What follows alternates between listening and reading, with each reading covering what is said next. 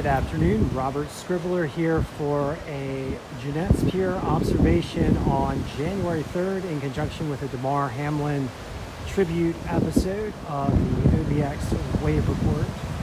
And right now I am filming in balmy 70-degree conditions here from Jennette's Pier, looking southeast into the Atlantic Ocean on January the 3rd. Official weather statements are predicting a high temperature today of around 63 or 64 degrees Fahrenheit. I would say the temperatures now are already well in excess of that. On my car thermometer, which is of course not as accurate as an official weather station, the reading is 71 degrees, but at the very least it feels like the upper 60s, lower 70s. It's positively balmy here today at Jennette's Pier with a blustery southwest wind kicking up ahead of some disturbed weather over the Mississippi River Valley, moving into the Tennessee region and likely to sweep into the Outer Banks over the next couple of days. And as we look out here over the small waves breaking off of Jennette's Pier in a very placid and beautiful environment, as the seagulls swirl overhead, I'd just like to call your attention to some thoughts and prayers for Damar Hamlin, his family, his fans, his team members, and all the players in the NFL who were shocked by the life-threatening injury yesterday. And we'd just like to make some statements about football generally, as well as other sports that involve risk of severe injury or loss of life. And as a surfer, I certainly sympathize with Damar, his family, his friends, his fans, and the fellow players in the NFL. Surfers, when they go out into the ocean, are putting their lives in the hands of nature. It's like venturing out into the wilds of the world, one of the last wild regions that include numerous hazards and threats to encompass wild waves and ocean currents, as well as sea life and injury itself from just surfing as well, as risk of a harmful encounter with a board or just the ocean bottom is also an issue for surfers.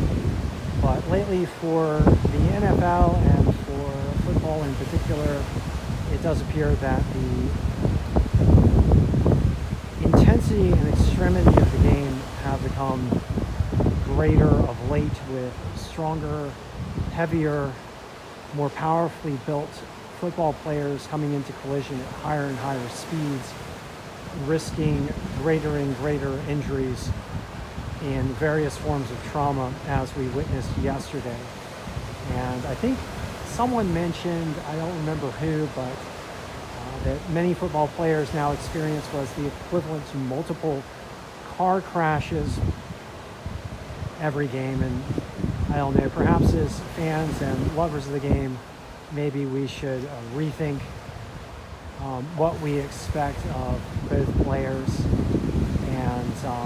and coaches as we look forward, because, well, risk of severe injury, including cardiac arrest, is just something to take into account.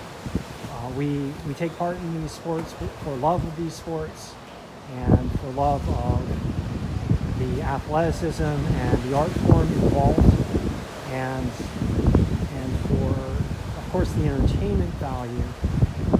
And we all appreciate it, but at the same time, we love and care for the players and participants. So it's just something to think about as we look here to the southeast over a calm Atlantic Ocean, even as many parts of the world now experience rather stormy conditions. I don't know if you noticed, but there's a pod of dolphins out here center of frame. I'll see if I can catch them. I'm not sure if you can see them. They're pretty far out there. They're moving from south to north up on the coast here as we share our thoughts today. But in any case, it is a beautiful, very warm, feels much warmer than normal day here at Jennette's Pier, as we share some thoughts and prayers for Damar, his friends, his family, and his fellow players in a game that all of us have grown to love and enjoy. And I'll leave with these thoughts today at Jennette's Pier and these observations. So thank you for joining me, and please enjoy the beautiful images of our lovely coastline, which we ask you to do your best to help save by transitioning to clean energy and helping to tackle the climate crisis, which also threatens us all with various forms of extremity.